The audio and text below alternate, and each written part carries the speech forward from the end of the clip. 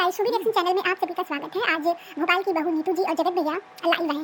Live में इनमें जोरदार बहसबाजी हुई, रोना धोना, एक दूसरे पे इल्जाम लगाने जैसे गंभीर गंभीर आरोप लगाए गए। पर ये पूरा लाइव देखने के बाद एक जो कंक्लूजन निकलता है, ये समझ में नहीं आ रहा है कि इसका कंक्लूजन क्या है, इस पूरे लाइव का मतलब क्या है, अर्थ क्या है। ये नहीं समझ में आया कि जो जगत भैया हैं, सबको पता है कि जगत भैया ने क्या क्या कुकर्म किए हैं, क्या क्या कांड अपने जीवन में इन्होंने किया है जगत दीदी के साथ। और जो कुछ भी सोशल मीडिया पे आया वो जगत भैया के हाथों ही आया, किसी भी थर्ड पर्सन का उस चीज़ में जगत भैया के कांड में कोई इन्वॉल्वमेंट नहीं था। तो अब जगत भैया क्या साबित करना चाहते हैं, या वो ये कहना चाह रहे हैं, ये दिखाना चाह रहे हैं कि जैसा मैं हूँ वैसे ही सब लोग हैं। तो अगर जैसे ये हैं वैसे ही सब लोग हैं, तो अगर वो वैसे बन भी जाते हैं तो इससे जगत भैया का प्रॉफिट क्या होगा? क्योंकि अपने अपने हिस्से की जो बदनामियाँ हैं वो सबकी अलग अलग होती है। किसी की बदनामी, किसी की बेइज्जती किसी से जुड़ी नहीं है यहाँ। तो क्यों वो सब पे उंगली उठा रहे हैं, क्यों वो सबको ये बताना चाह रहे हैं, सबका क्या पर्दाफाश करना चाहते हैं? सबसे पहला जो एग्जाम्पल है वो हमारी जो भोपाल की बहू है, जिनके लाइव में जगत भैया आए, तो जगत भैया ने उन पे 3-4 आरोप लगाए जो सुन के हंसी आ रही थी। जैसे सबसे पहली चीज़ थी कि भोपाल की बहू अपनी देवरानी अपने ससुराल वालों की बुराई करती हैं कि ये ऐसी हैं, वो वैसी हैं, काम नहीं करती हैं, मतलब दुनिया भर की जो भी एक औरतों वाली चुगलियाँ होती हैं। तो उन्होंने वो चुगली एक औरत से लगाया, और वो औरत कौन थी? जगत दीदी, जो बहुत ही खुद को दूध की धुली और मतलब बहुत मासूम बनी रहती थी। और जगत दीदी के क्या काम थे कि ये सबकी चुगलियाँ सुन के ये जगत भैया को बताते थे। अब जगत भैया ने कल के लाइव में बता दिया कि भाई वो अपने कार में बैठे बैठे वो रिकॉर्डिंग करते हैं। उन्होंने साफ साफ कह दिया, मैं तो करता हूँ, मैं तो हर किसी की रिकॉर्डिंग करता हूँ। तो पहली चीज़ तो यहाँ अगर ये लाइव जगत दीदी देख रही हैं तो पहली चीज़ तो उनको खुद समझ में आ जाना चाहिए कि यहाँ पर शिकारी खुद ही शिकार हो गया। जो अपने आप को बड़ी स्मार्ट समझती थी जगत दीदी, वो कुछ नहीं, नील बटा सन्नाटा थी। तो इस चीज़ को उनके हस्बैंड ने क्लियर किया कि भाई ये अपने ससुराल वालों की बदनामी करती थी, ये अपने पति की, अपनी देवरानी की, सबकी बदनामी करती थी। तो उन्होंने ये चीज़ अपने घर वालों के सामने रखी, तो उनके घर वालों ने इसको कोई बहुत बड़ा इशू नहीं बोला। अब यहाँ जगत भैया बेटे की कसम खा लो, ऐसा खा लो, भाई क्यों खा ले, ये कोई बड़ा इशू है? गाइस आप लोग ही सोचो, किस घर में ये नहीं होता है? हर घर में लोग एक दूसरे की चुगली करते हैं। भाभी की चुगली कोई कर रहा है, कोई अपनी ननद की कर रहा है, कोई देवर का, कोई देवरानी का, ये तो हर घर की कहानी है। और सेकंड चीज़, अब जूस वाले को पसंद करती थी। अब जगत भैया चिल्ला चिल्ला के बोल रहे हैं, आपने बोला था ना, जगत दीदी भी थी, आपने बोला था ना कि जूस वाले को आप बहुत पसंद करती हैं। मतलब ये क्या बेवकूफ़ों वाली बातें हैं? पसंद करना और प्यार करना दो अलग चीज़ें होती हैं। पसंद हम फिल्म स्टारों को कर लेते हैं, पसंद हम दुकान में रखे हुए किसी सामान को कर लेते हैं। इसका मतलब ये थोड़ी नहीं है कि हम फिल्म स्टार से जाकर शादी कर लेंगे या उनके साथ हम रिलेशन में आ जाएंगे। आप अपना बताइए कि जगत दीदी को पसंद करते थे कि आप प्यार करते थे? क्योंकि प्यार का मतलब ये होता है कि आपको मिल गया तो वेल डन, आपको नहीं मिला तो वेरी वेल डन। कि भाई मैं नहीं मिला, कोई और मिला, वो जहाँ है वो सुखी रहे, पर आपने ये रहने दिया। आपने तो इतना उनका मटिया पलीन, इतना छीछा लेदर किया कि वो मुंह छिपा छिपा के घूम रही है, मुंह छिपा छिपा कर वो कितने दिनों तक छुप के बैठी हुई थी। उस शख्स तक कि आपने छीछा लेदर किया, जो आदमी ऐसी औरत को, एक विधवा, एक अकेली औरत, एक बच्चे की माँ को जिस अनमैरिड आदमी ने एक्सेप्ट करना चाहा, उस तक को आप घसीट लिए। मतलब सबको क्या आप साबित करना चाहते? अपने जैसे जो भाई बहन के रिश्तों को कलंकित कर रहा है, भाई बहन के रिश्तों के नाम पे काला धब्बा हो गए हो। और तीसरी चीज़ गरीबी, भाई आपसे पैसा लिया, इसने लिया, आपने एक झुग्गी झोपड़ी वाले को लाखों रुपए दे दिया, आपने कभी वो नहीं सोचा। ठीक है, आप बहुत रईस हैं, हम भी मंदिर जाते हैं तो हमारे पास लाखों तो नहीं है, 5-10 रुपए, 2-5 रुपए रहता है, हम उसको दान कर देते हैं। या किसी ने हमसे मांगा, हमने दे दिया, हम भूल गए, तो क्या हम उसका ढिंढोरा पीटते हैं? मतलब इतने पढ़े लिखे इंजीनियर, इतने समझदार इंसान, आप खुद अपने मुँह से बताते हैं कि मैं ये हूँ, मैं वो हूँ, मैं टेक्निकल हूँ, मैं गुरु हूँ, मैं ऐसा हूँ, मैं वैसा हूँ। तो ये सब क्या है? वो गरीब औरत है भाई, आपके लेवल के, आपके स्टैंडर्ड के नहीं है वो लोग।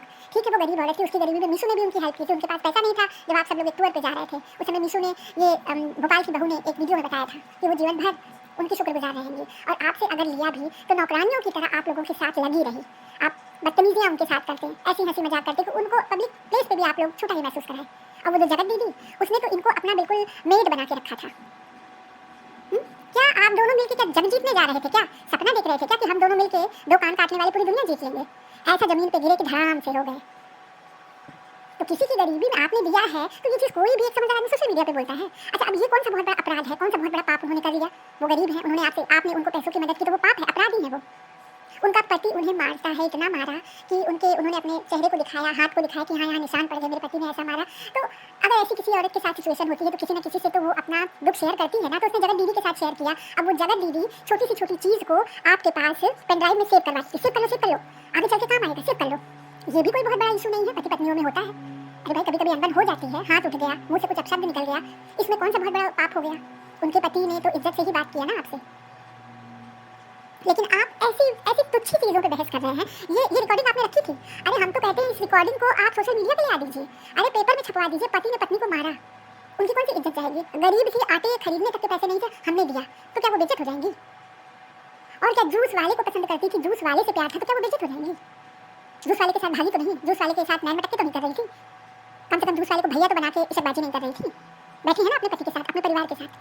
तो ये कैसी तुच्छी चीज़ों पे आप लोगों को इल्ज़ाम लगा रहे हैं, तुच्छी चीज़ों पे आप बहस करके, पता है आप खुद को ये प्रूव कर रहे हैं कि आप महामूर्ख हैं। और आपने अभी तक तो उस जगत दीदी की सच्चाई आप ले आए सोशल मीडिया पे, क्योंकि ये सच बात है कि माइंड दिमाग आपका कुछ नहीं है, सब खोखला है।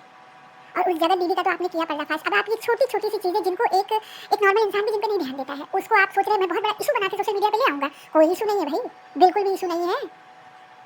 अब मीशू जी को भी आपने घसीट लिया, उनके हस्बैंड का पहले कहीं अफेयर था किसी औरत के साथ, लाख था, बहन तो नहीं बना के अफेयर किया था।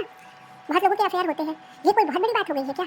मतलब आप सबको ये साबित करना चाह रहे हैं कि मैं जैसा हूँ वैसे सब हैं, मैं जैसा हूँ वैसा मैं सबको घोषित कर दूँ, सबको बना दूँ। तो आपका मैटर उनके मैटर में है ना, वो मीशू अपने पति के साथ अपने परिवार में है ना, पति पत्नी खुश है ना, पति ने छोड़ दिया ना उस औरत को। नीतू है ना, हमारी भोपाल की बहू है ना अपने परिवार में, देवरानी की बुराई करी, सास ससुर की बुराई करी, देवर की बुराई करी, किसकी भी करी, लेकिन है ना अपने परिवार में।